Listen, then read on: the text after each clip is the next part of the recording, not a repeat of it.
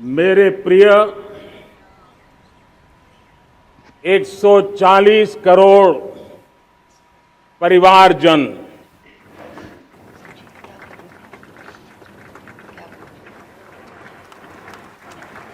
दुनिया का सबसे बड़ा लोकतंत्र और अब बहुत लोगों का अभिप्राय है कि जनसंख्या की दृष्टि से भी हम विश्व में नंबर 1 पर है। इतना बड़ा विशाल देश, 140 करोड़ देश कि मेरे भाई बहन, मेरे परिवारजन आज आजादी का पर्व मना रहे हैं। मैं देश के कोटि कोटि जनों को, देश और दुनिया में भारत को प्यार करने वाले, भारत का सम्मान करने वाले, भारत का गौरव करने वाले कोटि कोटि जनों को आजादी के इस महान पवित्र पर्व की अनेक अनेक शुभकामनाएं देता हूं। मेरे प्यारे परिवारजन, पूज्य बापू के नेतृत्व में असहयोग का आंदोलन, सत्याग्रह की मूवमेंट और भगत सिंह, सुखदेव, राजगुरु जैसे अनगिनत वीरों का बलिदान, उस पीढ़ी में शायद ही कोई व्यक्ति होगा जिसने देश की आजादी में अपना योगदान न दिया हो। मैं आज देश की आजादी के जंग में जिन जिन ने योगदान दिया है, बलिदान दिए हैं, त्याग किया है, तपस्या की है, उन सबको आदरपूर्वक नमन करता हूं, उनका अभिनंदन करता हूं। आज 15 अगस्त महान क्रांतिकारी और अध्यात्म जीवन के ऋषितुल्य प्रणेता श्री अरबिंदो की 150वीं जयंती पूर्ण हो रही है। ये वर्ष स्वामी दयानंद सरस्वती के 150वीं जयंती का वर्ष है। ये वर्ष रानी दुर्गावती के 500वीं जन्मशती का बहुत ही पवित्र अवसर है, जो पूरा देश बड़े धामधूम से मनाने वाला है। ये वर्ष मीराबाई, भक्ति योग की सिरमौर मीराबाई के 525 वर्ष का भी ये पावन पर्व है।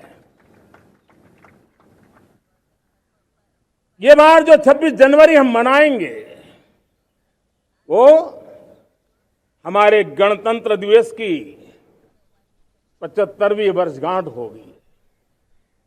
अनेक प्रकार से अनेक अवसर, अनेक संभावनाएं राष्ट्र निर्माण में जुटे रहने के लिए, पल पल नई प्रेरणा, पल पल नई चेतना, पल पल सपने, पल पल संकल्प, शायद इससे बड़ा कोई अवसर नहीं हो सकता। मेरे प्यारे परिवारजन, इस बार प्राकृतिक आपदा ने देश के अनेक हिस्सों में अकल्पनीय संकट पैदा किए। जिन परिवारों ने इस संकट में सहन किया है, मैं उन सभी परिवारजनों के प्रति अपनी संवेदना प्रकट करता हूं और राज्य और केंद्र सरकार मिलकर के उन सभी संकटों से जल्दी से मुक्त होकर के फिर तेज गति से आगे बढ़ेंगे, ये मैं विश्वास दिलाता हूं। मेरे प्यारे परिवारजनों, पिछले कुछ सप्ताह नॉर्थ ईस्ट में, विशेषकर मणिपुर में और हिंदुस्तान के भी अन्य कुछ भागों में, लेकिन विशेषकर मणिपुर में जो हिंसा का दौर चला, कई लोगों को अपना जीवन खोना पड़ा, मां बेटियों के सम्मान के साथ खिलवाड़ हुआ। लेकिन कुछ दिनों से लगातार शांति की खबरें आ रही हैं। देश मणिपुर के लोगों के साथ है। देश मणिपुर के लोगों को पिछले कुछ दिनों से जो शांति बनाए रखी है, उस शांति के पर्व को आगे बढ़ाए और शांति से ही समाधान का रास्ता निकलेगा। और राज्य और केंद्र सरकार मिलकर के उन समस्याओं के समाधान के लिए भरपूर प्रयास कर रही है, करती रहेगी। मेरे प्यारे परिवारजनों, जब हम इतिहास की तरफ नजर करते हैं तो इतिहास में कुछ पल ऐसे आते हैं जो अपनी अमिट छाप छोड़ करके जाते हैं और उसका प्रभाव सदियों तक रहता है। और कभी कभी शुरुआत में वो बहुत छोटा लगता है, छोटी सी घटना लगती है, लेकिन वो अनेक समस्याओं की जड़ बन जाती है। हमें याद है 1000-1200 साल पहले इस देश पर आक्रमण हुआ। एक छोटे से राज्य के छोटे से राजा का पराजय हुआ, लेकिन तब पता तक नहीं था कि एक घटना भारत को 1000 साल की गुलामी में फंसा देगी। और हम गुलामी में जकड़ते गए, जो आया लूटता गया, जो जिसका मन चाहा हम पे आके सवार हो गया। कैसा विपरीत काल रहा होगा वो 1000 साल का। मेरे प्यारे परिवारजनों, घटना छोटी क्यों ना हो, लेकिन 1000 साल तक प्रभाव छोड़ के रही है। लेकिन मैं आज इस बात का जिक्र इसलिए करना चाहता हूं, देश की नारी शक्ति, देश की युवा शक्ति, देश के किसान, देश के गांव के लोग, मजदूर, कोई हिंदुस्तानी ऐसा नहीं था जो आजादी के सपने को लेकर के जीता ना हो। आजादी को पाने के लिए मर मिटने के लिए तैयार होने वालों की एक बड़ी फौज तैयार हो गई थी। जेलों में जवानी खपाने वाले अनेक महापुरुष हमारे देश की आजादी को, इन गुलामी की बेड़ियों को तोड़ने के लिए लगे हुए थे। मेरे प्यारे परिवारजनों, जन चेतना का वो व्यापक रूप, त्याग और तपस्या का वो व्यापक रूप, जन जन के अंदर एक नए विश्वास जगाने वाला वो पल, आखिरकार 1947 में देश आजाद हुआ। 1000 साल की गुलामी में संजोए हुए सपने देशवासी पूरे करते हुए देखे। साथियों, मैं 1000 साल पहले की बात इसलिए कह रहा हूं, मैं देख रहा हूं फिर एक बार देश के सामने एक मौका आया है। इस ऐसे कालखंड में हम जी रहे हैं, ऐसे कालखंड में हमने प्रवेश किया है और यह हमारा सौभाग्य है कि भारत के ऐसे अमृत काल में, यह अमृत काल का पहला वर्ष है। या तो हम जवानी में जी रहे हैं या हम मां भारती की गोद में जन्म ले चुके हैं। और ये कालखंड, मेरे शब्द लिख करके रखिए मेरे प्यारे परिवारजनों, इस कालखंड में जो हम करेंगे, जो कदम उठाएंगे, जितना त्याग करेंगे, तपस्या करेंगे, सर्वजन हिताय सर्वजन सुखाय, एक के बाद एक फैसले लेंगे, आने वाले 1000 साल का देश का स्वर्णिम इतिहास उससे अंकुरित होने वाला है। इस कालखंड में होने वाली घटनाएं आगामी 1000 साल के लिए इसका प्रभाव पैदा करने वाली है। गुलामी की मानसिकता से बाहर निकला हुआ देश पंच प्राण को समर्पित होकर के एक नए आत्मविश्वास के साथ आज आगे बढ़ रहा है। नए संकल्पों को सिद्ध करने के लिए वो जी जान से जुड़ रहा है। मेरी भारत माता जो कभी ऊर्जा का सामर्थ्य था लेकिन राख के ढेर में दबी पड़ी थी, वो भारत मां 140 करोड़ देशवासियों के पुरुषार्थ है।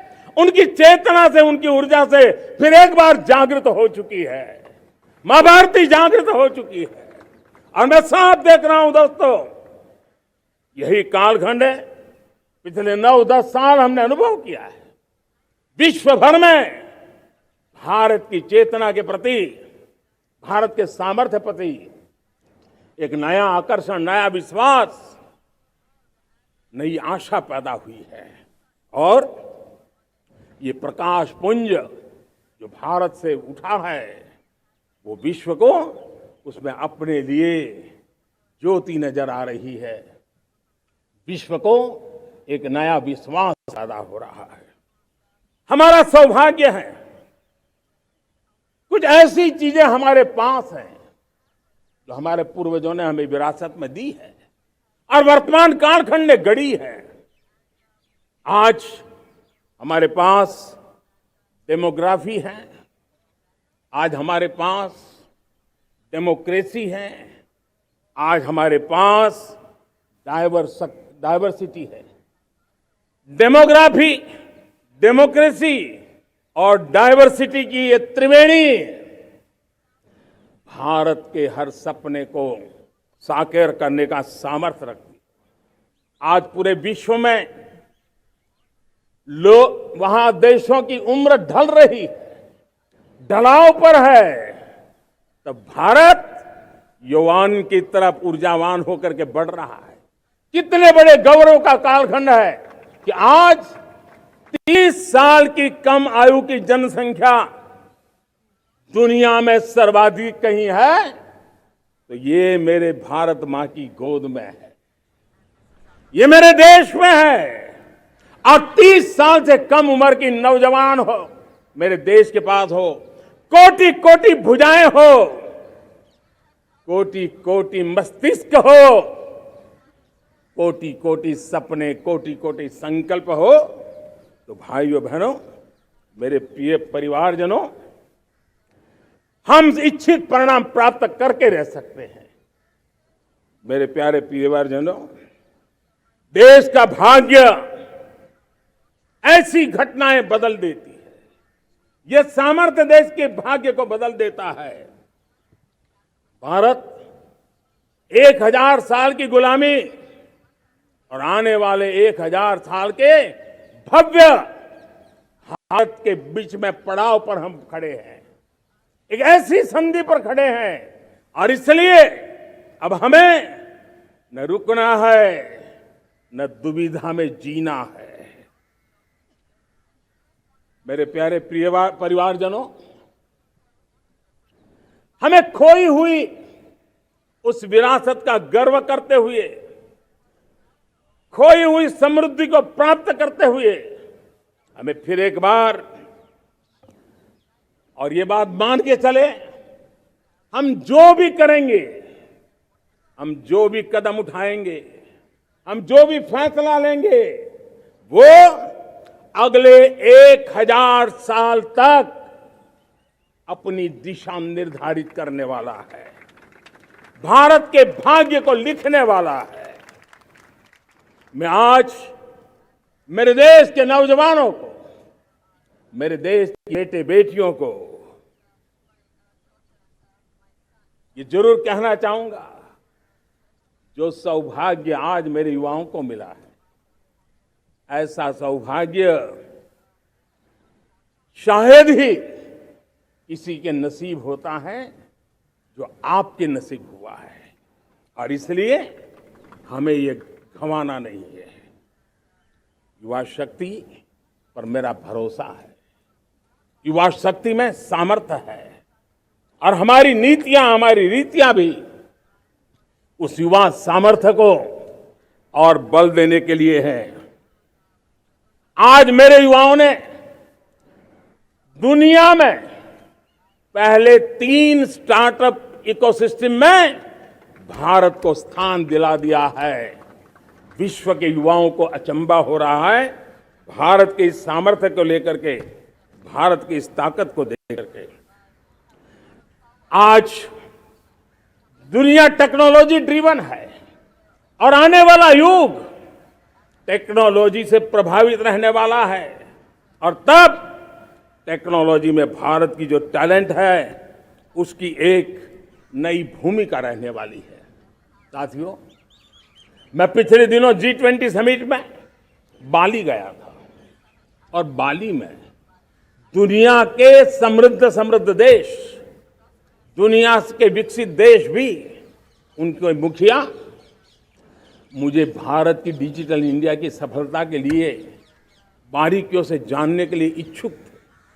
हर कोई इसका सवाल पूछता था, और जब मैं उनको कहता था कि भारत ने जो कमाल किया है ना, वो दिल्ली, मुंबई, चेन्नई तक सीमित नहीं है। भारत ने जो कमाल कर रहा है, मेरे टियर 2, 3 सिटी के युवा भी आज मेरे देश का भाग्य गढ़ रहे हैं। छोटे छोटे स्थान के मेरे नौजवान, और मैं आज बड़े विश्वास से कहता हूं, देश का ये जो सामर्थ्य नया नजर आ रहा है, और इसलिए मैं कहता हूं, हमारे छोटे शहर आकार और आबादी में छोटे हो सकते हैं। ये हमारे छोटे छोटे शहर, हमारे कस्बे आकार और आबादी में छोटे हो सकते हैं, लेकिन आशा और आकांक्षा, प्रयास और प्रभाव वो किसी से कम नहीं है। वो सामर्थ्य उनके अंदर है। नए ऐप्स, नए सॉल्यूशन, टेक्नोलॉजी डिवाइस। अब खेलों की दुनिया देखिए, कौन बच्चे हैं? झुग्गी झोंपड़ी से निकले हुए बच्चे आज खेलों की दुनिया में पराक्रम दिखा रहे हैं। छोटे गांव के, छोटे छोटे कस्बे के नौजवान, हमारी बेटे बेटियां आज कमाल दिखा रही हैं। अब देखिए, मेरे देश की 100 जितनी स्कूल ऐसी हैं जहां के बच्चे सैटेलाइट बना करके सैटेलाइट छोड़ने की तैयारियां कर रही हैं। आज हजारों टिंकरिंग लैब नए वैज्ञानिकों का गर्भाधान कर रही है। आज हजारों टिंकरिंग लैब लाखों बच्चों को साइंस और टेक्नोलॉजी की राह पर आगे बढ़ने के लिए प्रेरणा दे रही है। मैं मेरे देश के नौजवानों को कहना चाहता हूं, अवसरों की कमी नहीं है। आप जितने अवसर चाहेंगे, ये देश आसमान से भी ज्यादा अवसर आपने देने का सामर्थ्य रखता है। मैं आज लाल किले की प्राचीर से मेरे देश की माताओं, बहनों, मेरे देश की बेटियों को हृदय से अभिनंदन करना चाहता हूं। देश आज जब पहुंचा है, अब विशेष शक्ति जुड़ रही है मेरी माताओं बहनों के सामर्थ्य की। आज देश प्रगति की राह पर चल पड़ा है, तो मैं मेरे किसान भाई बहनों का भी अभिनंदन करना चाहता हूं। ये आप ही का पुरुषार्थ है, ये आप ही का परिश्रम है कि देश आज कृषि क्षेत्र में आगे बढ़ रहा है। मैं मेरे मजदूरों का, मेरे श्रमिकों का, मेरे प्रिय परिवारजन, ऐसे कोटि कोटि श्रमिकों को आज मैं नमन करता हूं, उनका अभिनंदन कर रहा हूं। देश आज जो आधुनिकता की ओर बढ़ रहा है, विश्व की तुलना करने वाले सामर्थ्य के साथ नजर आ रहा है, उसके पीछे मेरे देश के मजदूरों का, मेरे देश के श्रमिकों का बहुत बड़ा योगदान है। आज समय कहता है कि लाल किले की प्राचीर से मैं उनका अभिनंदन करूं, उनका अभिवादन करूं, और ये मेरे परिवारजन 140 करोड़ देशवासी, मेरे इन श्रमिकों का, रेहड़ी पटरी वालों का, फूल सब्जी बेचने वालों का हम सम्मान करते हैं। मेरे देश को आगे बढ़ाने में, मेरे देश को प्रगति की नई ऊंचाई पर ले जाने में प्रोफेशनल्स की बहुत बड़ी भूमिका है, बढ़ती रही है। चाहे साइंटिस्ट हो, चाहे इंजीनियर्स हो, डॉक्टर्स हो, नर्सिस हो, शिक्षक हो, आचार्य हो, यूनिवर्सिटीज हो, गुरुकुल हो, हर कोई मां भारती का भविष्य उज्जवल बनाने के लिए अपनी पूरी ताकत से लगा हुआ है। मेरे प्यारे परिवारजनों, राष्ट्रीय चेतना वो एक ऐसा शब्द है जो हमें चिंताओं से मुक्त कर रहा है। और आज वो राष्ट्रीय चेतना ये सिद्ध कर रही है कि भारत का सबसे बड़ा सामर्थ्य बना है भरोसा, भारत का सबसे बड़ा सामर्थ्य बना है विश्वास। जन जन में हमारा विश्वास, जन जन का सरकार पर विश्वास, जन जन का देश के उज्जवल भविष्य पर विश्वास, और विश्व का भी भारत के प्रति विश्वास। ये विश्वास हमारी नीतियों का है, हमारी रीति का है। भारत के उज्जवल भविष्य को जिस निर्धारित मजबूत कदमों से हम आगे बढ़ा रहे हैं उसका है। भाइयों बहनों, मेरे प्यारे परिवारजनों, ये बात निश्चित है कि भारत का सामर्थ्य और भारत की संभावनाएं विश्वास की नई बुलंदियों को पार करने वाली है। और ये विश्वास की नई बुलंदियां नए सामर्थ्यों को लेकर के चलनी चाह रही है। आज देश में G20 समिट के मेहमान नवाजी का भारत को अवसर मिला है। अब पिछले एक साल से हिंदुस्तान के हर कोने में जिस प्रकार से G20 के अनेक ऐसे आयोजन हुए, अनेक कार्यक्रम हुए हैं, उसने देश के सामान्य मानवीय के सामर्थ्य को विश्व को परिचित करा दिया है। भारत की विविधता का परिचय कराया है। भारत की डायवर्सिटी को दुनिया अचंभे से देख रही है और उसके कारण भारत के तरफ आकर्षण बढ़ा है। भारत को जानने की, समझने की इच्छा जगी है। उसी प्रकार से आप देखिए एक्सपोर्ट, आज भारत का एक्सपोर्ट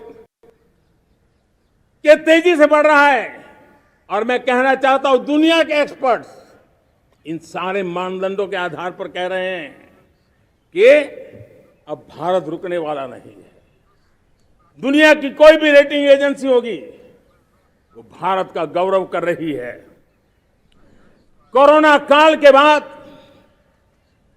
दुनिया एक नए सिरे से सोचने लगी और मैं विश्वास से देख रहा हूं कि जिस प्रकार से द्वितीय महायुद्ध के बाद, द्वितीय विश्व युद्ध के बाद दुनिया ने एक नया वर्ल्ड ऑर्डर आकार लिया था, मैं साफ साफ देख रहा हूं कि कोरोना के बाद एक नया विश्व ऑर्डर, एक नया ग्लोबल ऑर्डर, एक नया जियोपॉलिटिकल इक्वेशन ये बहुत तेजी से आगे बढ़ रहा है। जियोपॉलिटिकल इक्वेशन की सारे व्याख्याएं बदल रही है, परिभाषाएं बदल रही है। और मेरे प्यारे परिवारजनों, आप गौरव करेंगे। बदलते हुए विश्व को शेप देने में आज मेरे 140 करोड़ देशवासियों आपका सामर्थ्य नजर आ रहा है। आप निर्णायक मोड़ पर खड़े हैं। और कोरोना काल में भारत ने जिस प्रकार से देश को आगे बढ़ाया, दुनिया ने हमारे सामर्थ्य को देखा है। जब दुनिया की सप्लाई चेन तहस नहस हो गई थी, बड़ी बड़ी अर्थव्यवस्थाओं पर दबाव था, उस समय भी हमने कहा था हमें विश्व का विकास देखना है तो मानव केंद्रित होना चाहिए, मानवीय संवेदनाओं से भरा हुआ होना चाहिए, और तब जाकर के समस्याओं का सही समाधान निकालेंगे। और कोविड ने हमें सिखाया है या हमें मजबूर किया है, लेकिन मानवीय संवेदनाओं को छोड़ करके हम विश्व का कल्याण नहीं कर सकते। आज भारत ग्लोबल साउथ की आवाज बन रहा है। भारत की समृद्ध विरासत आज दुनिया के लिए एक अवसर बन रहा है। Global economy, global supply chain, इसमें भारत की हिस्सेदारी, मैं पक्का विश्वास से कहता हूं, आज जो भारत ने परिस्थिति पैदा हुई है, आज जो भारत ने कमाया है, वो दुनिया में स्थिरता की गारंटी लेकर के आया है। दोस्तों, अब न हमारे मन में, न 140 करोड़ मेरे परिवारजनों के मन में, और न ही दुनिया के मन में कोई इफ्स है, कोई बट्स है। विश्वास बन चुका है। मेरे प्यारे देशवासियों, अब गेंद हमारे पाले में है। हमें अवसर जाने नहीं देना चाहिए, हमें मौका छोड़ना नहीं चाहिए। भारत में मैं मेरे देशवासियों का इसलिए भी अभिनंदन करता हूं कि मेरे देशवासियों में एक निरक्षीर विवेक का सामर्थ्य है, समस्याओं की जड़ों को समझने का सामर्थ्य है। और इसलिए 2014 में मेरे देशवासियों ने 30 साल के अनुभव के बाद तय किया कि देश को आगे ले जाना है तो स्थिर सरकार चाहिए, मजबूत सरकार चाहिए, पूर्ण बहुमत वाली सरकार चाहिए। और देशवासियों ने एक मजबूत और स्थिर सरकार बनाई। और 3 दशकों के जो अनिश्चितता का कालखंड था, जो अस्थिरता का कालखंड था, जो राजनीतिक मजबूरियों से देश जकड़ा हुआ था, उससे मुक्ति मिली है। मेरे प्यारे परिवारजनों, देश के पास आज एक ऐसी सरकार है, वो सर्वजन हिताय सर्वजन सुखाय, देश के संतुलित विकास के लिए समय का पल पल और जनता की पाई पाई, जनता की भलाई के लिए लगा रही है। और मेरी सरकार, मेरे देशवासियों का मन एक बात से जुड़ा हुआ है। हमारे हर निर्णय, हमारे हर दिशा, उसका एक ही मानदंड है, नेशन फर्स्ट, राष्ट्र प्रथम। और राष्ट्र प्रथम यही दूरगामी परिणाम, सकारात्मक परिणाम पैदा करने वाला है। देश में बड़े स्तर पर काम हो रहा है। और लेकिन मैं कहना चाहूंगा, 2014 में आपने एक मजबूत सरकार बनाई, और मैं कहता हूं 2014 में और 2019 में आपने एक सरकार फॉर्म की, तो मोदी में रिफॉर्म करने की हिम्मत आई। आपने ऐसी सरकार फॉर्म की कि मोदी को रिफॉर्म की हिम्मत आई। और जब मोदी ने एक के बाद एक रिफॉर्म किए, तो मेरे ब्यूरोक्रेसी के लोग, मेरे लाखों हाथ पैर जो हिंदुस्तान के कोने कोने में सरकार के हिस्से के रूप में काम कर रहे हैं, उन्होंने ब्यूरोक्रेसी ने ट्रांसफॉर्म करने के लिए, परफॉर्म करने की जिम्मेवारी बखूबी निभाई। और उन्होंने परफॉर्म करके दिखाया, और जनता जनार्दन जुड़ गई, तो वो ट्रांसफॉर्म होता भी नजर आ रहा है। और इसलिए रिफॉर्म, परफॉर्म, ट्रांसफॉर्म, ये कालखंड अब भारत के भविष्य को गढ़ रहा है। और हमारी सोच देश की उस ताकतों को बढ़ावा देने पर है जो आने वाले 1000 साल की नींव को मजबूत करने वाले। दुनिया को युवा शक्ति की जरूरत है, युवा स्किल की जरूरत है।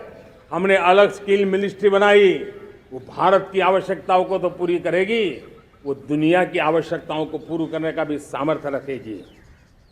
हमने जल शक्ति मंत्रालय बनाया। मंत्रालय की बनाने की रचना को भी अगर कोई एनालिसिस करेगा ना, तो इस सरकार के मन मस्तिष्क को बड़े अच्छे ढंग से आप समझ पाएंगे। हमने जल शक्ति मंत्रालय बनाया। ये जल शक्ति मंत्रालय हमारे देश के एक एक देशवासियों को पीने का शुद्ध पानी पहुंचे, पर्यावरण की रक्षा के लिए पानी के प्रति संवेदनशील व्यवस्थाएं विकसित हो, उस पर हम बल रहे हैं। हमारे देश में कोरोना के बाद दुनिया देख रही है होलिस्टिक हेल्थ केयर, ये समय की मांग है। हमने अलग आयुष मंत्रालय बनाया और योग और आयुष आज दुनिया में अपना परचम लहरा रहे हैं। हमने दुनिया को हमारे कमिटमेंट के कारण विश्व का हमारे प्रति ध्यान गया है। अगर हम ही हमारे इस सामर्थ्य को नकार देंगे तो फिर दुनिया कैसे स्वीकार करेगी। लेकिन जब मंत्रालय बना तो दुनिया को भी उसका मूल्य समझ में आया। मत्स्य पालन, हमारा इतना बड़ा समुद्री तट, हमारे कोटि कोटि मछुआरे भाई बहन, उनका कल्याण भी हमारे दिलों में है। और इसलिए हमने अलग से मत्स्य पालन को लेकर के, पशुपालन को लेकर के, डेयरी को लेकर के अलग मंत्रालय की रचना की, ताकि समाज के जिस वर्ग के लोग पीछे रह गए उनको हम साथ लें। देश में सरकारी अर्थव्यवस्था के हिस्से होते हैं, लेकिन समाज की अर्थव्यवस्था का एक बड़ा हिस्सा है कोऑपरेटिव मूवमेंट। उसको बल देने के लिए, उसको आधुनिकता लाने के लिए और देश के कोने कोने में लोकतंत्र की एक सबसे बड़ी इकाई को मजबूत करने के लिए हमने अलग कोऑपरेटिव मंत्रालय बनाया। और वो हमारी सहकारी संस्थाएं उसका जाल बिछा रहा है, ताकि गरीब से गरीब की वहां सुनवाई हो, उसकी आवश्यकताओं की पूर्ति हो, और वो भी राष्ट्र के विकास की योगदान में एक छोटी इकाई का हिस्सा बनकर के उसमें वो योगदान दे रखें। हमने सहकार से समृद्धि का रास्ता अपनाया है। मेरे प्यारे परिवारजनों, जब हम लोग 14 में आए थे तो हम वैश्विक अर्थव्यवस्था में 10वें नंबर पर थे, और आज 140 करोड़ देशवासियों का पुरुषार्थ रंग लाया है कि हम विश्व की अर्थव्यवस्था में 5वें नंबर पर पहुंच चुके हैं। और ये ऐसे ही नहीं हुआ है। जो भ्रष्टाचार का राक्षस देश को दबोचे हुए थे, लाखों करोड़ के घोटाले अर्थव्यवस्था को डामाडोल कर रहे थे, गवर्नेंस क्राइसिस फाइल में देश की पहचान होने लगी थी, लीकेजेस को हमने बंद किया, मजबूत अर्थव्यवस्था बनाई, हमने गरीब कल्याण के लिए ज्यादा से ज्यादा धन खर्चने का प्रयास किया। और आज मैं देशवासियों को बताना चाहता हूं कि जब देश आर्थिक रूप से समृद्ध होता है तो सिर्फ तिजोरी नहीं भरती है, देश का सामर्थ्य बढ़ता है, देशवासियों का सामर्थ्य बढ़ता है। और तिजोरी का पाई पाई अगर ईमानदारी से जनता जनार्दन के लिए खर्च करने का संकल्प लेने वाली सरकार हो तो परिणाम के साथ है। मैं 10 साल का हिसाब तिरंगे की साक्षी में लाल किले की प्राचीर से मेरे देशवासियों को दे रहा हूं। आंकड़े देख करके आपको लगेगा इतना बड़ा बदलाव, इतना बड़ा सामर्थ्य। 10 साल पहले राज्यों को 30 लाख करोड़ रुपए भारत सरकार की तरफ से जाते थे। पिछले 9 साल में यह आंकड़ा 100 लाख करोड़ पर पहुंचा है। पहले स्थानीय निकाय के विकास के लिए भारत सरकार के खजाने से 70,000 करोड़ रुपया जाता था, आज वो 3 लाख करोड़ से भी ज्यादा जा रहा है। पहले गरीबों के घर बनाने के लिए 90,000 करोड़ रुपया खर्च होता था, आज वो 4 गुना होकर के 4 लाख करोड़ से भी ज्यादा खर्च गरीबों के घर बनाने के लिए हो रहा है। पहले गरीबों को यूरिया सस्ता मिले, जो यूरिया की बैग दुनिया के कुछ बाजारों में 3,000 में बिकती है, वो यूरिया की बैग मेरे किसानों को 300 में मिले। और इसलिए देश की सरकार 10 लाख करोड़ रुपया मेरे किसानों की यूरिया में सब्सिडी दे रहा है। मुद्रा योजना 20 लाख करोड़ रुपए, उससे भी ज्यादा मेरे देश के नौजवानों को स्वरोजगार के लिए, अपने व्यवसाय के लिए, अपने कारोबार के लिए दिए हैं। 8 करोड़ लोगों ने नया कारोबार शुरू किया है। और 8 करोड़ लोगों ने कारोबार शुरू किया है ऐसा नहीं, हर कारोबारी ने एक या दो लोगों को रोजगार दिया है। 8 से 10 करोड़ नए लोगों को रोजगार देने का सामर्थ्य ये मुद्रा योजना से लाभ लेने वाले 8 करोड़ नागरिकों को करा है। एमएसएमईज को करीब 3.5 लाख करोड़ रुपए की मदद से कोरोना के संकट में भी उनको डूबने नहीं दिया, मरने नहीं दिया, उनको एक ताकत दी है। 1 रैंक 1 पेंशन मेरे देश के सेना के जवानों का एक सम्मान का विषय था। 70,000 करोड़ रुपया भारत की तिजोरी से आज पहुंचा है, मेरे निवृत्त सेना के नायकों के जेब में, उनके परिवार में पहुंचा है। सभी कैटेगरी में, मैंने तो कुछ ही गिनाए, मैं ज्यादा समय लेना नहीं चाहता। हर कैटेगरी में पहले की तुलना में अनेक गुना धन देश के विकास के लिए, कोने कोने में रोजगार पैदा करने के लिए, पाई पाई का उपयोग भारत का भाग्य बदलने के लिए हो, और इसलिए हमने काम किया है। और मेरे प्यारे प्रियजनों, इतना ही नहीं, हमने इन सारे प्रयासों का परिणाम है कि आज 5 साल के मेरे कार्यकाल में, 5 साल के कार्यकाल में, 5 साल में 13.5 करोड़ मेरे गरीब भाई बहन गरीबी की जंजीरों को तोड़ करके न्यू मिडिल क्लास के रूप में बाहर आए हैं। जीवन का इससे बड़ा कोई संतोष नहीं होता। मेरे प्यारे प्रिय परिवारजनों, और जब 13.5 करोड़ लोग गरीबी की इस मुसीबतों से बाहर निकलते हैं, तो कैसी कैसी योजनाएं उनको मदद दी है। उनको आवास योजना का लाभ मिलना, पीएम स्वनिधि से 50,000 करोड़ रुपया रेहड़ी पटरी वालों तक पहुंचाया है। आने वाले दिनों में, आने वाली विश्वकर्मा जयंती पर एक कार्यक्रम हम लागू करेंगे। इस विश्वकर्मा जयंती पर हम करीब 13-15 हजार करोड़ रुपया से, जो परंपरागत कौशल्य से रहने वाले लोग, जो औजार से और अपने हाथ से काम करने वाला वर्ग है, ज्यादातर ओबीसी समुदाय से, हमारे सुथार हो, हमारे सोनार हो, हमारे राजमिस्त्री हो, हमारे कपड़े धोने वाले काम करने वाले लोग हो, हमारे बाल काटने वाले भाई बहन परिवार हो, ऐसे लोगों को एक नई ताकत देने के लिए हम आने वाले महीने में विश्वकर्मा जयंती पर विश्वकर्मा योजना लॉन्च करेंगे और करीब 13-15 हजार करोड़ से उसका प्रारंभ करेंगे। हमने पीएम किसान सम्मान निधि में 2.5 लाख करोड़ रुपया सीधा मेरे देश के किसानों के खाते में जमा किया है। हमने जल जीवन मिशन, हर घर में शुद्ध पानी पहुंचे, 2 लाख करोड़ रुपया खर्च किया है। हमने आयुष्मान भारत योजना, ताकि गरीब को बीमारी के कारण अस्पताल जाने से जो मुसीबत होती थी उसको मुक्ति दिलाना, उसको दवाई मिले, उसका उपचार हो, ऑपरेशन हो, अच्छे से अच्छी हॉस्पिटल में हो। आयुष्मान भारत योजना के तहत 70,000 करोड़ रुपए हमने लगाए हैं। पशुधन, देश ने कोरोना वैक्सीन की बात तो देश को याद है, 40,000 करोड़ रुपए लगाए, वो तो याद है।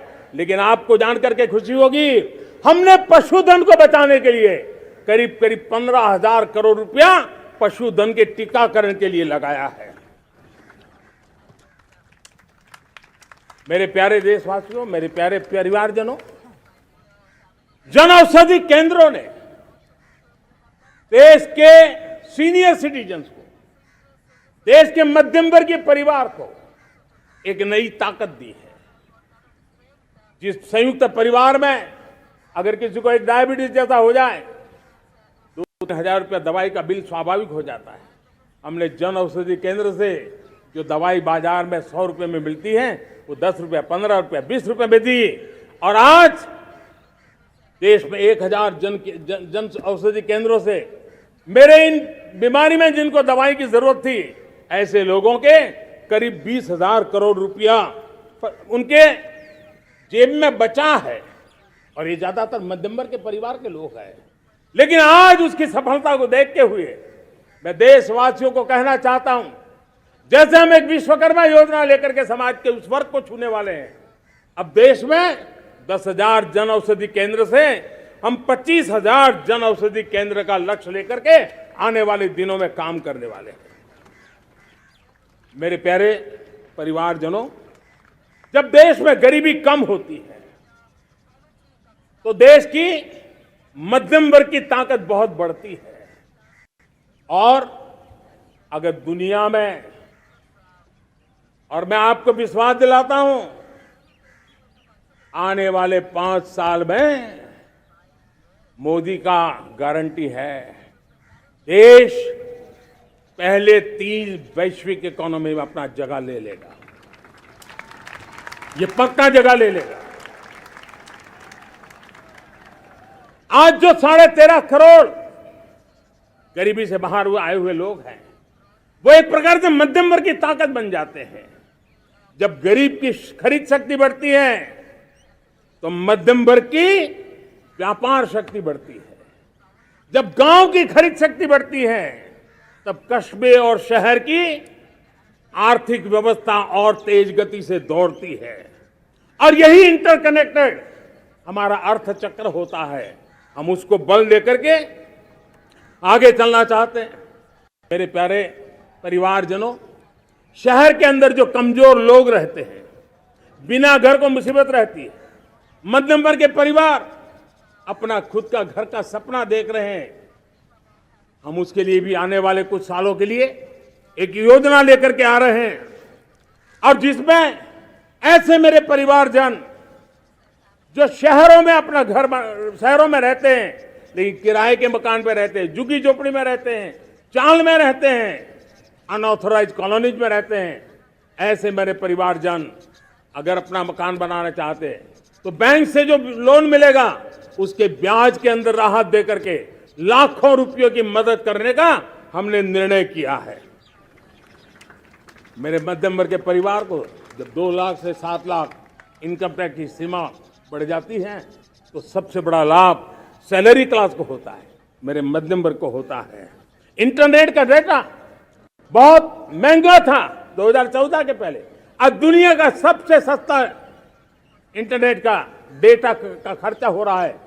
हर परिवार के पैसे बच रहे हैं। मेरे प्यारे परिवारजनों, विश्व कोरोना के बाद अभी तक उभर नहीं पाया है। युद्ध ने फिर एक नई मुसीबत पैदा की है।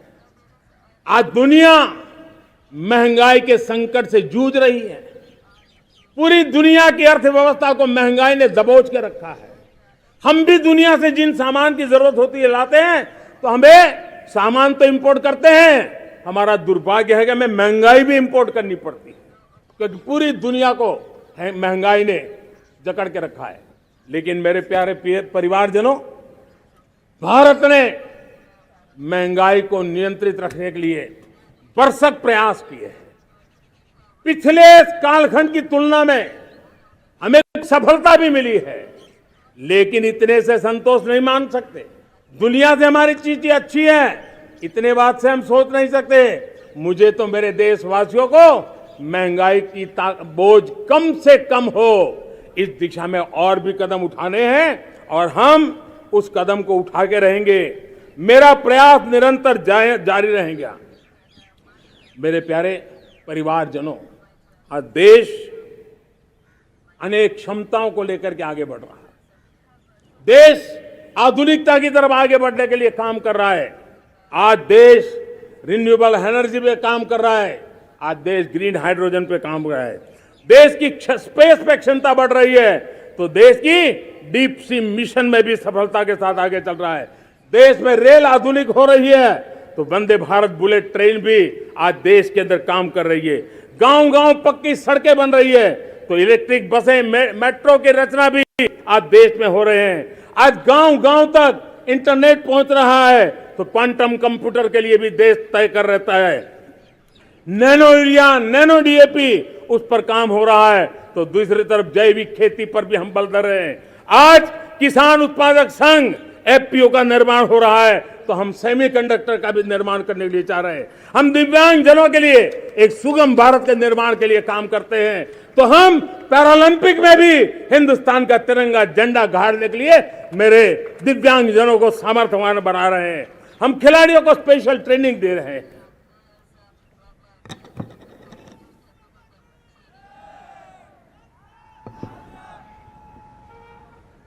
आज भारत पुरानी सोच, पुराने ढर्रे को छोड़ करके लक्ष्यों को तय करके लक्ष्यों को प्राप्त करने की दिशा से चल रहा है। और जब मैं कहता हूं ना कि जिसका शिलान्यास हमारी सरकार करती है, उसका उद्घाटन भी हमारे कालखंड में करते हैं। इन दिनों जो मैं शिलान्यास कर रहा हूं ना, आप लिख के रखिए, उसके उद्घाटन भी आप सबने मेरे नसीब में ही छोड़े हुए हैं। हमारी कार्य संस्कृति बड़ा सोचना, दूर का सोचना, सर्वजन हिताय सर्वजन सुखाय सोचना, यह हमारी कार्यशैली रही है। और सोच से भी ज्यादा, संकल्प से भी ज्यादा हासिल कैसे करना, इस ऊर्जा के साथ हम काम करते हैं।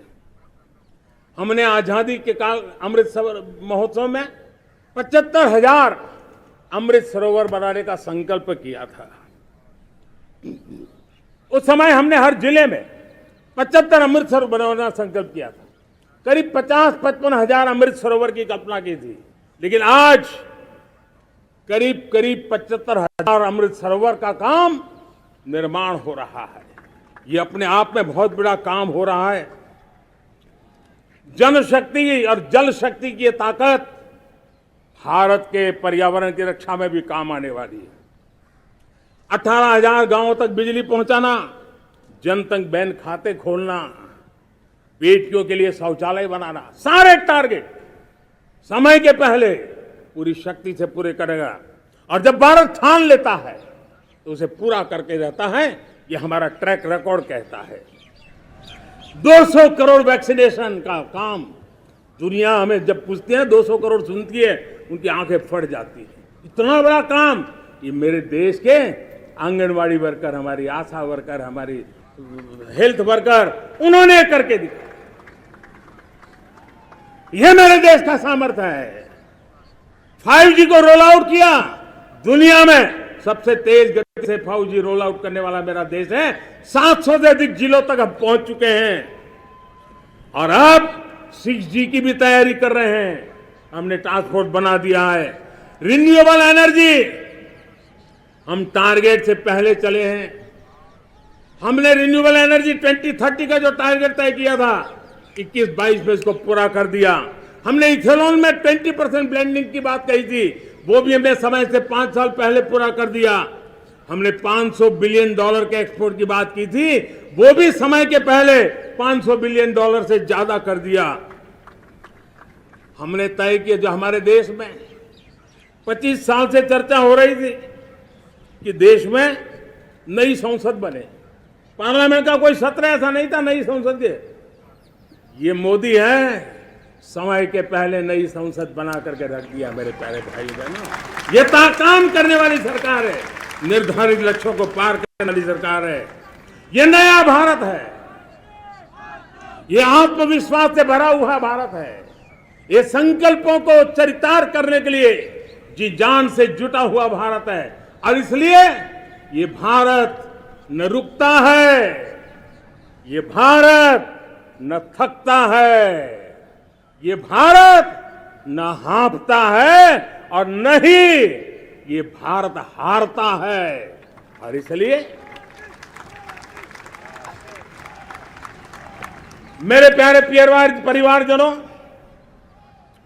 आर्थिक शक्ति बढ़ी है तो हमारी सामरिक शक्ति को भी एक नई ताकत मिली है। हमारी सीमाएं पहले से अधिक सुरक्षित हुई है और मेरे सीमा पर बैठे हुए मेरे जवान जो देश की सीमाओं की रक्षा कर रहे हैं और मेरे देश की आंतरिक सुरक्षा के संभालने वाले यूनिफॉर्म फोर्सेस, मैं आजादी के इस पावन पर्व पर उनको भी अनेक अनेक बधाई देते हुए मेरी बात को आगे बढ़ाता हूं। सेना का अधिकरण हो, हमारी सेना युवा बने, हमारी सेना बैटल के लिए रेडी, युद्ध योग्य बने, इसलिए निरंतर रिफॉर्म का काम आज हमारी सेना में हो रहा है। मेरे प्यारे परिवारजनों, आए दिन हम लोग सुना करते थे, यहां बम धमाका हुआ, वहां बम धमाका हुआ, हर जगह पे लिखा हुआ रहता था कि इस बैग को मत छूना, अनाउंसमेंट होते रहते थे। आज देश सुरक्षा की अनुभूति कर रहा है। मेरे प्यारे परिवारजनों, प्रगति के हर चीज में, लेकिन जब 2047 हम एक विकसित भारत का सपना लेकर के चल रहे हैं तब, और वो सपना नहीं, 140 करोड़ देशवासियों का संकल्प है और उस संकल्प को सिद्ध करने के लिए परिश्रम की पराकाष्ठा भी है और उसकी सबसे बड़ी ताकत होती है वो राष्ट्रीय चरित्र होता है। दुनिया में जिन जिन देशों ने प्रगति की है, दुनिया में जो जो देश संकटों से वो पार करके निकले हैं, उसमें हर चीज के साथ साथ एक महत्वपूर्ण कैटलिक एजेंट रहा है, वो राष्ट्रीय चरित्र रहा है। और हमें राष्ट्रीय चरित्र के लिए और बल देते हुए हमें आगे बढ़ना होगा। हमारा देश, हमारा राष्ट्रीय चरित्र ओजस्वी हो, तेजस्वी हो, पुरुषार्थी हो, पराक्रमी हो, प्रखर हो, ये हम सबका सामूहिक दायित्व है। और आने वाले 25 साल हम एक ही मंत्र को लेकर चले, ये हमारे राष्ट्रीय चरित्र के सिरमौर होना चाहिए, एकता का संदेश, भारत की एकता को जीना, भारत की एकता को आंच आए, न ऐसी मेरी भाषा होगी, न ऐसा मेरा कोई कदम होगा। हर पल देश को जोड़ने का प्रयास मेरी तरफ से भी होता रहेगा। भारत की एकता हमें सामर्थ्य देती है। उत्तर हो, दक्षिण हो, पूरब हो, पश्चिम हो, गांव हो, शहर हो, पुरुष हो, नारी हो, हम सब ने एकता के भाव के साथ और विविधता भरे देश में एकता का सामर्थ्य होता है। और दूसरी महत्व की बात मैं देख रहा हूं, अगर 2047 में हमें हमारे देश को विकसित भारत के रूप में देखना है तो हमें श्रेष्ठ भारत के मंत्र को जीना होगा, हमें चरितार्थ करना होगा। अब हमारे प्रोडक्शन में, मैंने 2014 में कहा था जीरो डिफेक्ट, जीरो इफेक्ट। दुनिया के किसी भी टेबल पर मेक इन इंडिया चीज हो तो दुनिया को विश्वास होना चाहिए, इससे बेहतर दुनिया में कुछ नहीं हो सकता है। ये अल्टीमेट होगा। हमारी हर चीज, हमारी सर्विसेज होगी तो श्रेष्ठ होगी, हमारे शब्द की ताकत होगी तो श्रेष्ठ होगी, हमारी संस्थाएं होगी तो श्रेष्ठ होगी, हमारी निर्णय प्रक्रियाएं होगी तो श्रेष्ठ होगी। ये श्रेष्ठता का भाव लेकर के हमें चलना होगा। तीसरी बात है, देश में आगे बढ़ाने के लिए एक अतिरिक्त शक्ति का सामर्थ्य भारत को आगे ले जाने वाला है और वो है विमेन लेड डेवलपमेंट। आज भारत गर्व से कह सकता है कि दुनिया में नागरिक उड्डयन में अगर किसी एक देश में सबसे ज्यादा विमेन पायलट हैं तो मेरे देश में है। आज चंद्रयान की गति हो, मून मिशन की बात हो, मेरी विमेन साइंटिस्ट उसका नेतृत्व कर रहे हैं। आज विमेन सेल्फ हेल्प ग्रुप हो, मेरी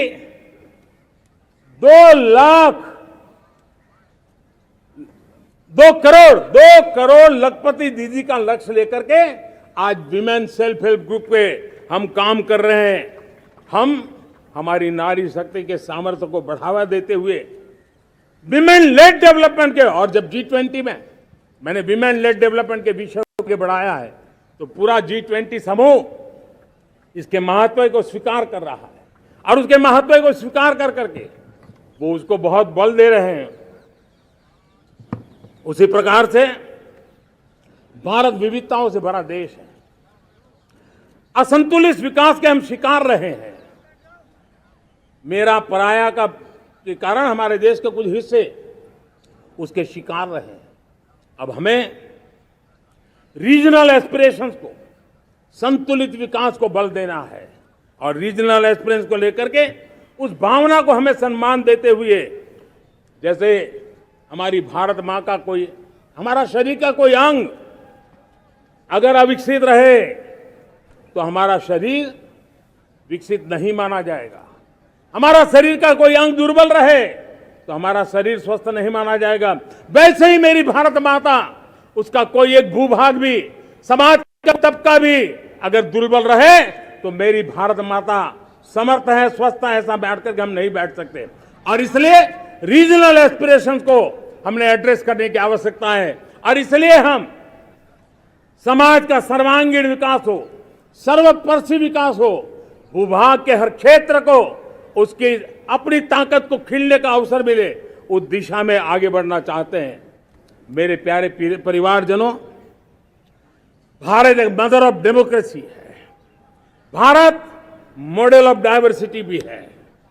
भाषाएं अनेक हैं, बोलियां अनेक हैं, परिधान अनेक है, विविधताएं बहुत है। हमने उन सारे को आधार पर आगे बढ़ना है। मेरे प्यारे परिवारजनों, देश के जब मैं एकता की बात करता हूं, तब अगर घटना मणिपुर में होती है तो पीड़ा महाराष्ट्र में होती है। अगर बाढ़ आसाम में आती है तो बेचैन केरला हो जाता है। हिंदुस्तान के किसी भी हिस्से में कुछ भी हो, हम एक अंगांगी भाव की अनुभूति करते हैं। मेरे देश की बेटियों पर जुल्म न हो, यह हमारा सामाजिक भी दायित्व है, यह हमारा पारिवारिक दायित्व भी है और ये देश के नाते हम सबका दायित्व है। आज जब अफगानिस्तान से गुरु ग्रंथ साहब के स्वरूप को लाते हैं तो पूरा देश गौरव की अनुभूति करता है। जब आज दुनिया के किसी देश में कोविड के काल में मेरा कोई सिख भाई लंगर लगाता है, भूखों को खिलाता है और दुनिया में वाहवाही होती है, तो हिंदुस्तान का सीना चौड़ा हो जाता है।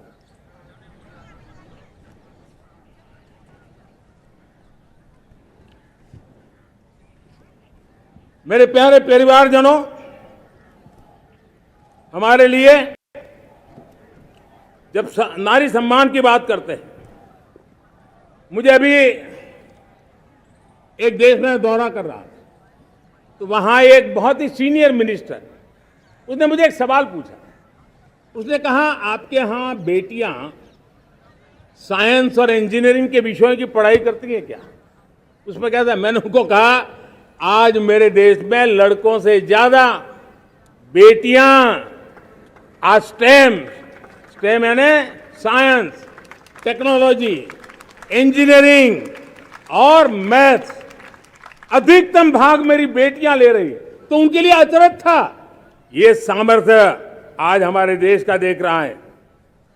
मेरे प्यारे परिवारजनों, आज 10 करोड़ महिलाएं विमेन सेल्फ हेल्प में जुड़ी हुई है और विमेन सेल्फ हेल्प ग्रुप के साथ आप गांव में जाएंगे तो आपको बैंक वाली दीदी मिलेगी, आपको आंगनवाड़ी वाली दीदी मिलेगी, आपको दवाई देने वाली दीदी मिलेगी।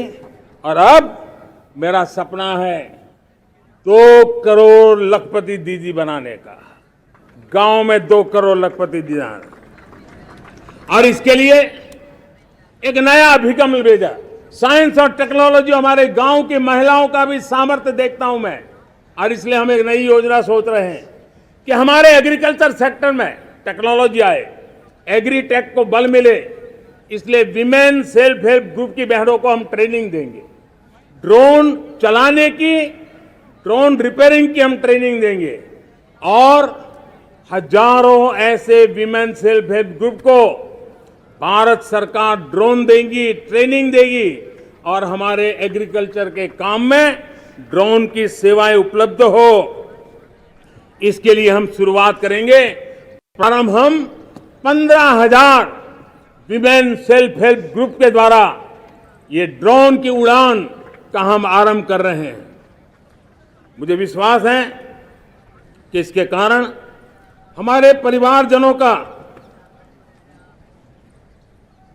मेरे प्यारे परिवारजनों, आज देश आधुनिकता की तरफ बढ़ रहा है। हाईवे हो, रेलवे हो, एयरवे हो, हाईवेज हो, इंफॉर्मेशन वेज, वाटरवेज हो, कोई क्षेत्र ऐसा नहीं है जिस क्षेत्र को आगे बढ़ाने की दिशा में आज देश काम न करता हो। पिछले 9 वर्ष में तटीय क्षेत्रों में हमने, आदिवासी क्षेत्र में, हमारे पहाड़ी क्षेत्र में विकास को बहुत बढ़ दिया है। हमने पर्वतमाला, भारतमाला ऐसी योजनाओं के द्वारा समाज के उस वर्ग को हमने बल दिया है। हमने गैस की पाइपलाइन से हमारे पूर्वी भारत को जोड़ने का काम किया है। हमने अस्पतालों की संख्या बढ़ाई है।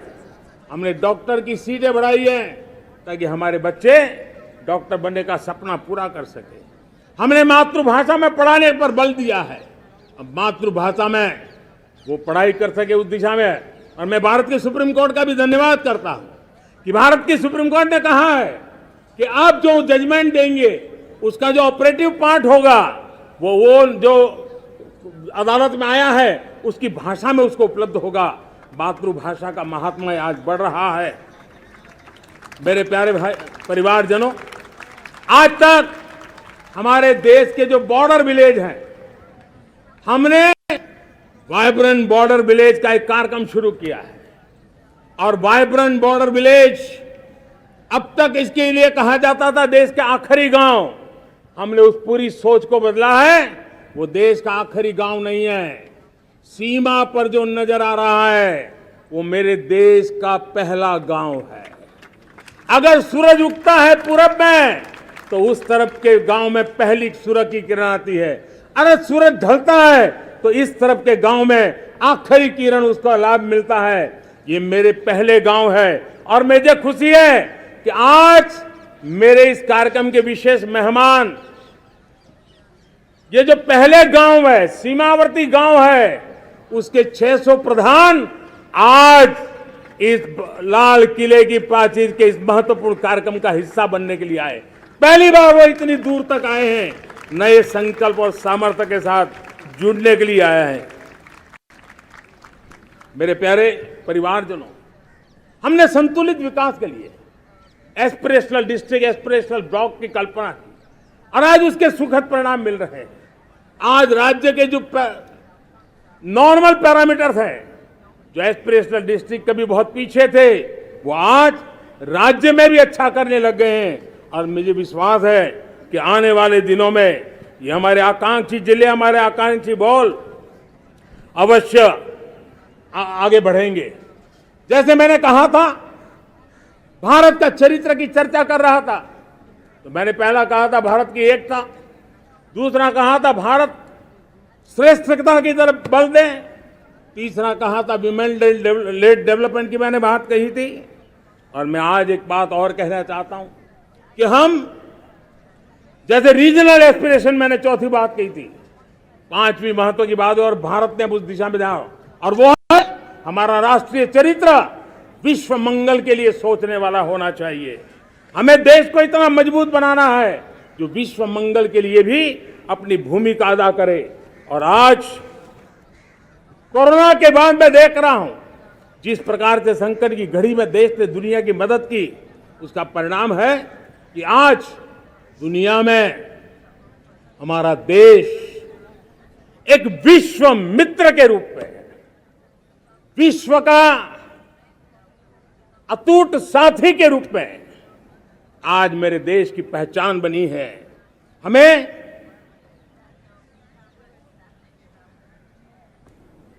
जब विश्व मंगल की बात करते हैं तब भारत का मूलभूत विचार है उस विचार को हम आगे बढ़ाने लोग हैं।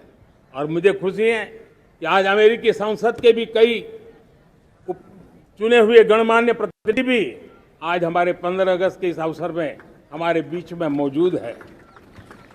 भारत की सोच कैसी है, हम विश्व मंगल की बात को कैसे आगे बढ़ाते हैं। अब देखिए, हम जब सोचते हैं तो क्या कहते हैं, हमने दुनिया के सामने ये दर्शन रखा है और दुनिया उस दर्शन को लेकर के हमारे साथ जुड़ रही है। हमने कहा one sun, one world, one grid. Renewable energy के क्षेत्र में एक बहुत बड़ा हमारा स्टेटमेंट है, आज दुनिया उसको स्वीकार कर रही है। कोविड के बाद हमने दुनिया को कहा हमारा अप्रोच होना चाहिए वन अर्थ, वन हेल्थ। समस्याओं का समाधान तभी होगा जब मानव को, पशु को, पौधे को बीमारी के संबंध में समान रूप से एड्रेस किया जाएगा, तब जाकर के हम करेंगे। हमने G20 समिट के लिए दुनिया के सामने कहा है one world, one family, one future. इस सोच को लेकर के चल रहे हैं। हमने क्लाइमेट को लेकर के दुनिया जो संकट से जूझ रही है, हमने रास्ता दिखाया है, लाइफ मिशन लॉन्च किया है, लाइफस्टाइल फॉर एनवायरमेंट। हमने दुनिया के सामने इंटरनेशनल सोलर अलायंस बनाया और आज दुनिया के कई देश इंटरनेशनल सोलर अलायंस का हिस्सा बन रहे हैं। हमने बायोडायवर्सिटी का महत्व देखते हुए बिग कैट अलायंस की व्यवस्था को हमने आगे बढ़ाया है। हमने प्राकृतिक आपदा के कारण, ग्लोबल वार्मिंग के कारण इंफ्रास्ट्रक्चर का जो नुकसान होता है, उसके लिए दूरगामी व्यवस्थाओं की जरूरत है और इसलिए coalition for disaster resilient infrastructure CDRI एक समाधान के रूप में दुनिया को दिया है। विश्व आज समुद्रों को संघर्ष का केंद्र बना रहा है, तब हमने दुनिया को सागर प्लेटफॉर्म दिया है जो वैश्विक समुद्री शांति की गारंटी बन सकता है। हमने पारंपरिक चिकित्सा पद्धतियों को बल देते हुए WHO का एक ग्लोबल लेवल का सेंटर हिंदुस्तान में बनाने की दिशा में काम किया है। हमने योग और आयुष के द्वारा विश्व कल्याण और विश्व के स्वस्थता की दिशा में काम किया है और आज भारत विश्व मंगल की मजबूत नींव डाल रहा है। इस मजबूत नींव को आगे बढ़ाना हम सबका काम है, हम सबकी जिम्मेवारी है। मेरे प्यारे परिवारजनों, सपने अनेक है, संकल्प साफ है, नीतियां स्पष्ट है, नियत के सामने कोई सवाल या निशान नहीं है, लेकिन कुछ सच्चाइयों को हमें स्वीकार करना पड़ेगा और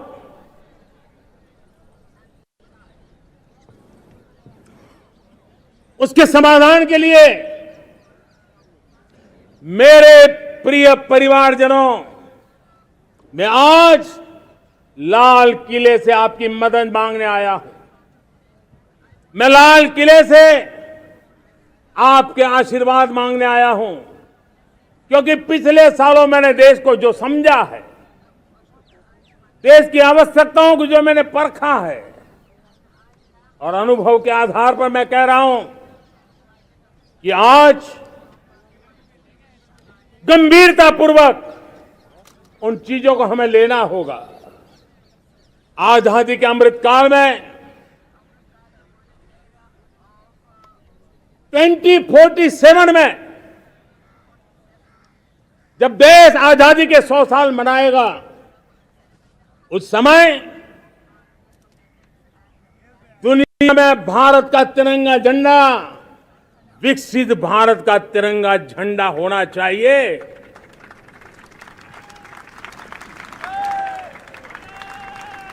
रत्ती भर भी हमें रुकना नहीं है, पीछे नहीं हटना है और इसके लिए शुचिता,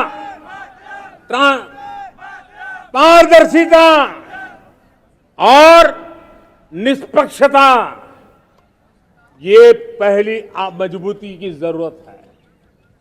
हमें उस मजबूती को जितना ज्यादा खाद पानी दे सकते हैं, संस्थाओं के माध्यम से दे सकते हैं, नागरिक के नाते दे सकते हैं, परिवार के नाते दे सकते हैं, ये हमारा सामूहिक दायित्व होना चाहिए।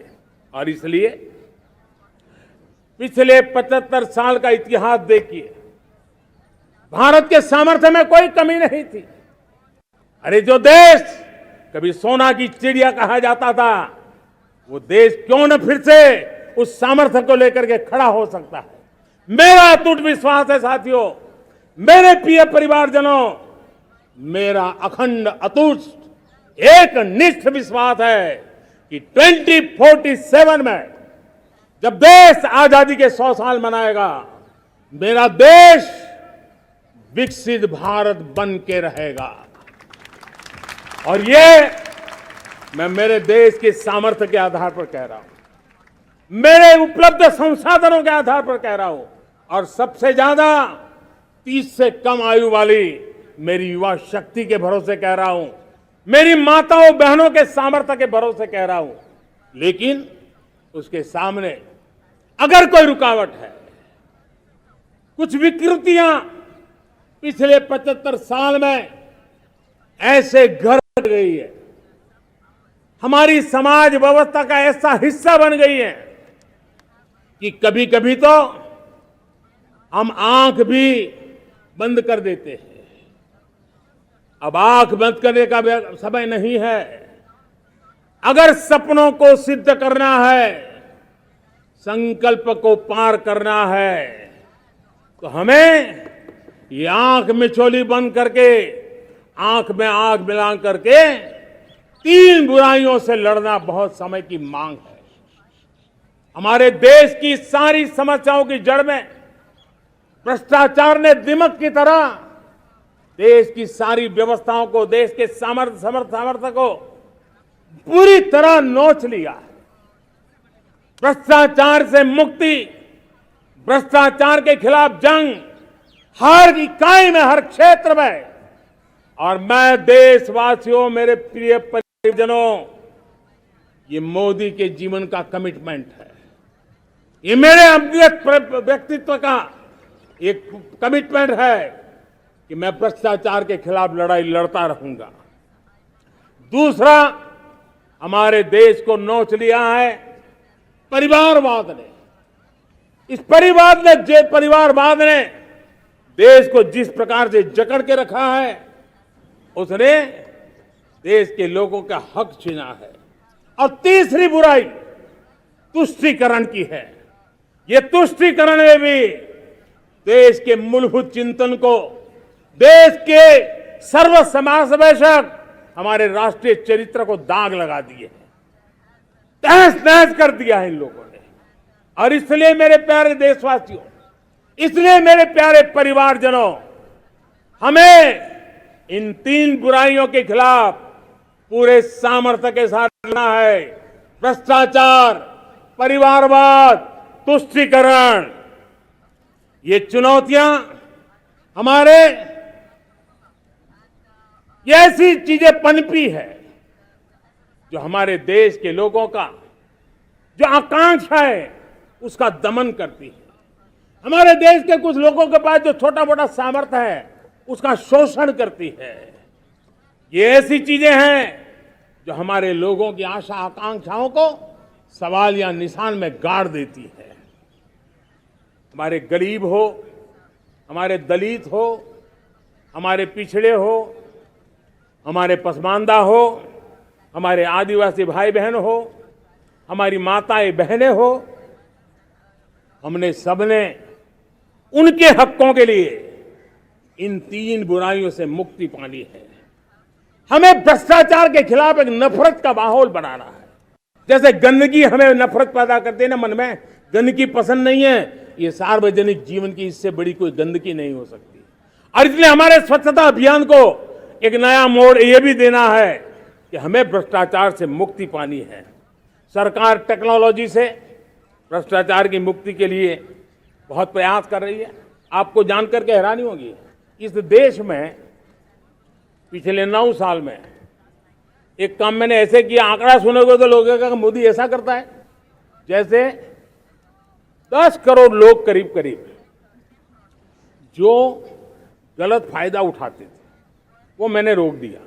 तो आप में से कोई कहेगा आपने लोगों से अन्याय कर दिया। जी नहीं, ये 10 करोड़ कौन लोग थे? ये 10 करोड़ वो लोग थे जिनका जन्म ही नहीं हुआ था और उनके नाम पर उनके विडो हो जाते थे, वो वृद्ध हो जाते थे, वो दिव्यांग हो जाते थे, फायदे लिए जाते थे।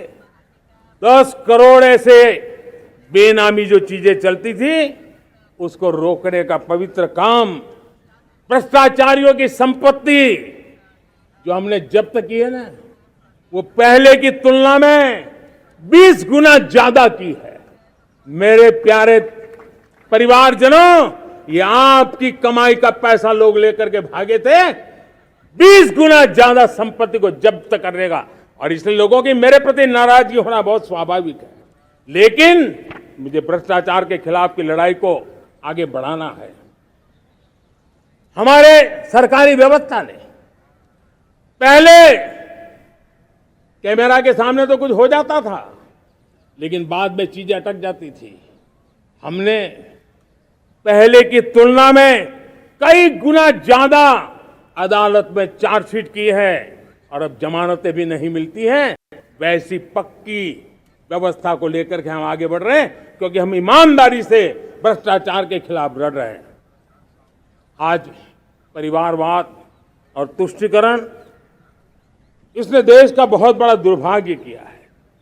अब लोकतंत्र में ये कैसे हो सकता है कि पॉलिटिकल पार्टी, और मैं विशेष बल दे रहा हूं पॉलिटिकल पार्टी, आज मेरे देश के लोकतंत्र में एक ऐसी विकृति आई है जो कभी भारत के लोकतंत्र को मजबूती नहीं दे सकती।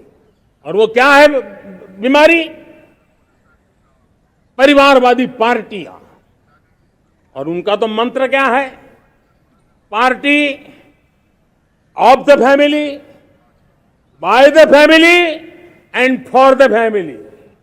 इनका तो जीवन मंत्र यही है कि उनकी पॉलिटिकल पार्टी, उनका राजनीतिक दल परिवार का, परिवार के द्वारा और परिवार के लिए, परिवारवाद और भाई भतीजावाद प्रतिभाओं के दुश्मन होते हैं, योग्यता को नकारते हैं, सामर्थ्य को स्वीकार नहीं करते हैं। और इसलिए परिवारवाद इस देश के लोकतंत्र की मजबूती के लिए उसकी मुक्ति जरूरी है। सर्वजन हिताय सर्वजन सुखाय, हर किसी को हक मिले इसलिए, और सामाजिक न्याय के लिए भी ये बहुत। उसी प्रकार से तुष्टीकरण ने सामाजिक न्याय का सबसे बड़ा नुकसान किया।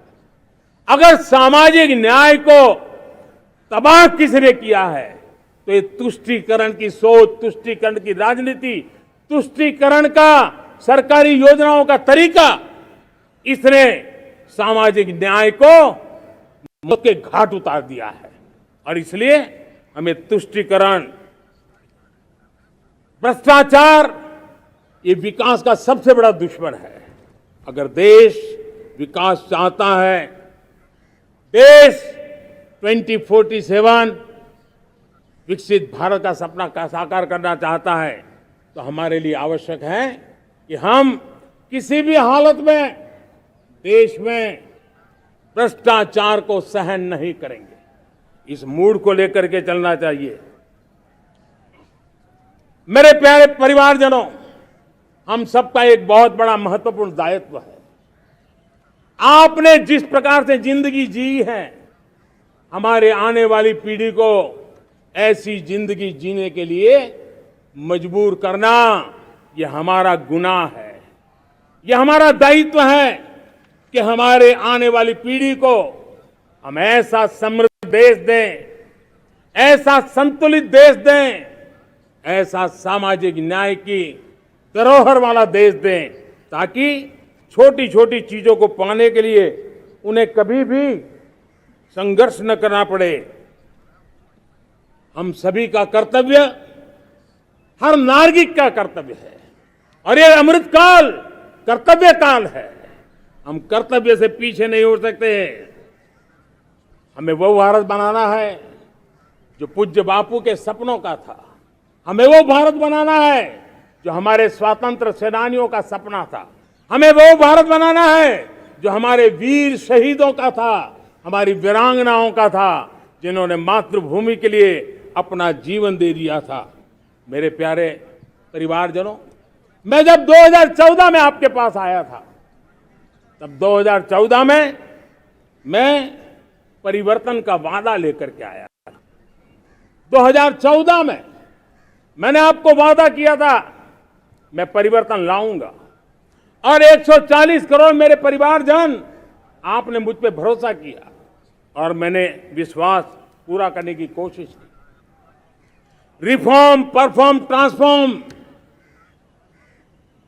वो 5 साल जो वादा था वो विश्वास में बदल गया, क्योंकि मैंने परिवर्तन का वादा किया था। रिफॉर्म, परफॉर्म, ट्रांसफॉर्म के द्वारा मैंने इस वादे को विश्वास में बदल दिया।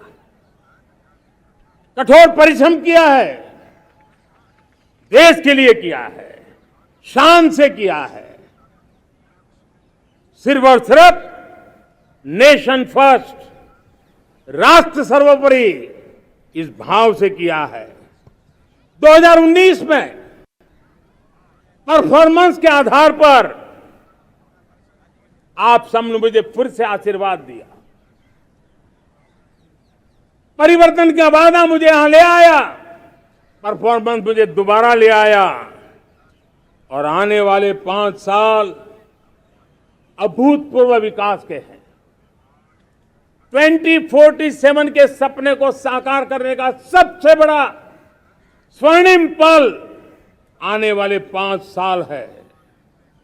और अगली बार 15 अगस्त को इसी लाल किले से मैं आपको देश की उपलब्धियां, आपके सामर्थ्य, आपके संकल्प, उसमें हुई प्रगति, उसकी जो सफलता है, उसके गौरवगान, उससे भी अधिक आत्मविश्वास के सामने, आपके सामने मैं प्रस्तुत करूंगा। मेरे प्यारे प्रियजनों, मेरे परिवारजनों, मैं आप में से आता हूं, मैं आपके बीच से निकला हूं, मैं आपके लिए जीता हूं।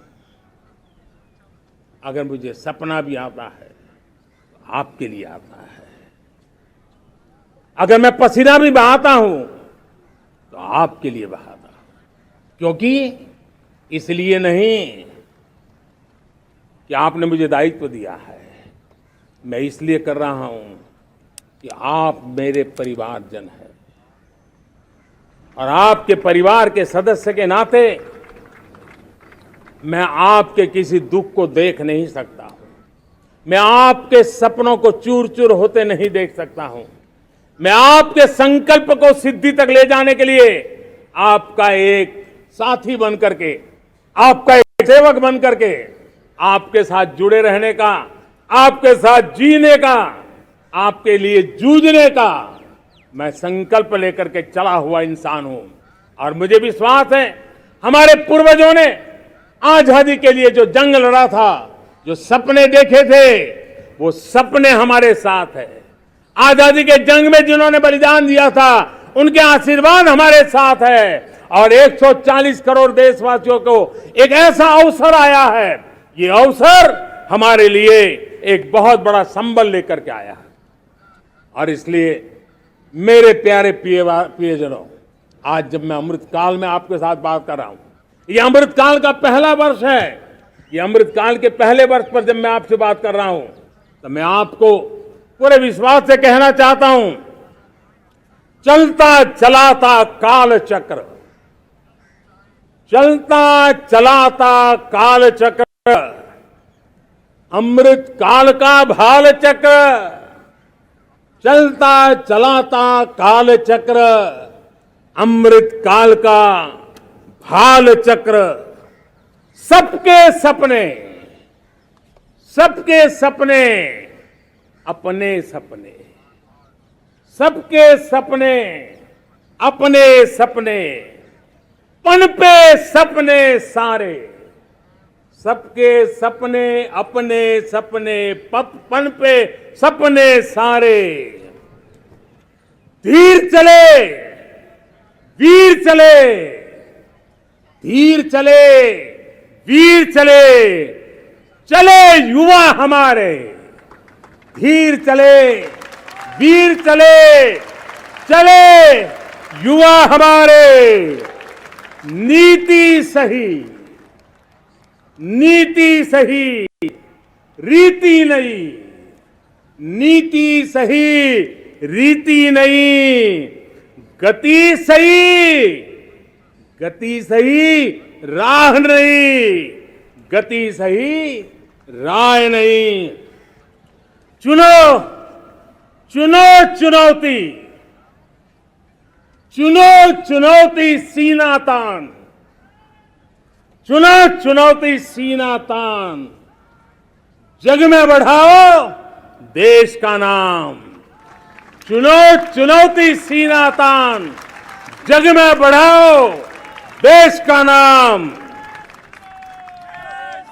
मेरे प्यारे परिवारजनों, हिंदुस्तान के कोने कोने में बैठे हुए मेरे परिवारजन, दुनिया के कोने कोने में जाकर के बसे हुए मेरे परिवारजन, आप सबको आजादी के पावन पर्व की फिर एक बार मैं बहुत बहुत शुभकामनाएं देता हूं। ये अमृत काल हम सबके लिए कर्तव्य काल है। ये अमृत काल हम सबको मां भारती के लिए कुछ कर गुजारने का काल है।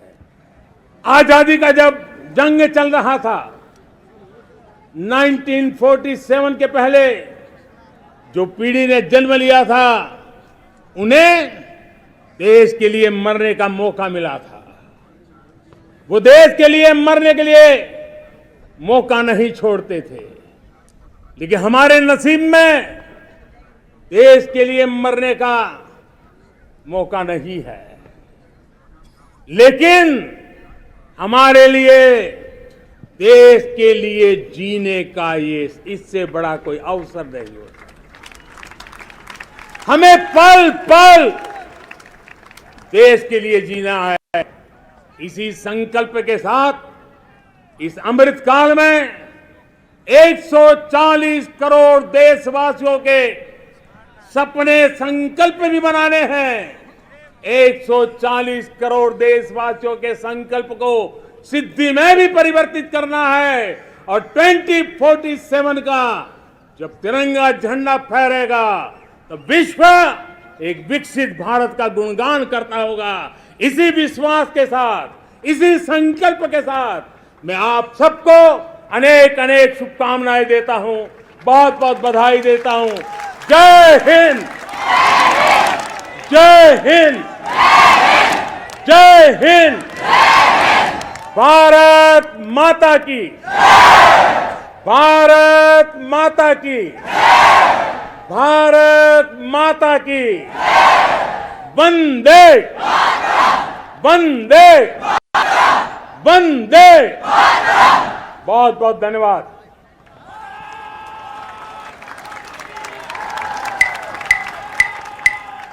जन मन अधिनायक